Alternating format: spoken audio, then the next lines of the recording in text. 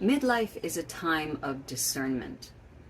We are taking stock of our lives after living 40 plus years, and we're looking at what have we accomplished, what have we done that we can be proud of, that we can rest on, so that we can finally be happy, or whatever that means to you.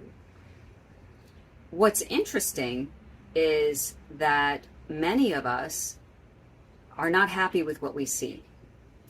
We feel like we may have a lot of outward accomplishments, but internally we're not where we want to be.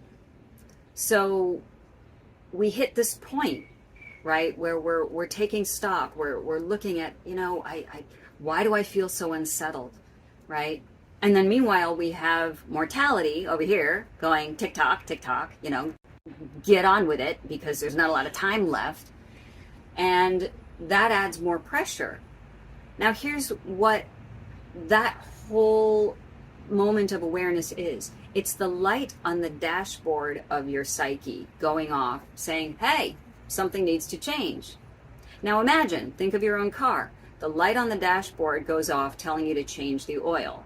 What do? Do you park the car on the side of the road and go, well, that's broken. I need a new car now because it's got a light going off. No, you take it to the mechanic and you get your oil changed and your filter changed. You know what you need to do in that situation. So think about that in terms of your own psyche. When we have something that isn't sitting right with us, when we feel like there's a change that needs to be made, which often happens in midlife because we're smart enough to have learned to discern what is right and what is not in our lives, the light is going off on the dashboard, and all that means is, hey, go to your mechanic, whatever that means. That could be doing inner work, going into therapy, seeing a coach, whatever it is. Fix what isn't working.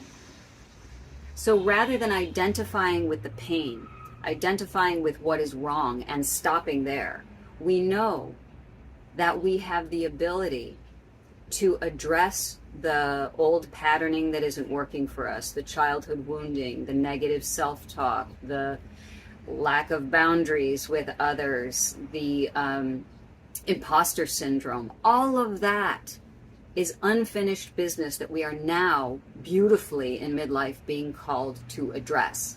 So, why do we do this? Not only for our own benefit, because what's the point of that? Why do all this inner work just so that you can live a happy life? That's great for you. But I suggest that the reason that we do this inner work is so that we can contribute to society as a whole.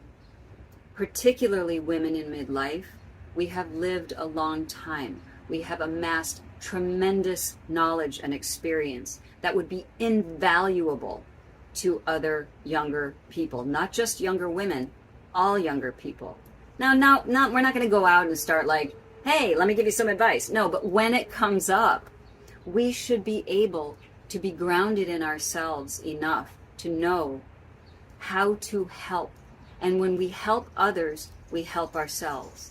And when we help others, those people go out and live a better life. And that affects all of humanity.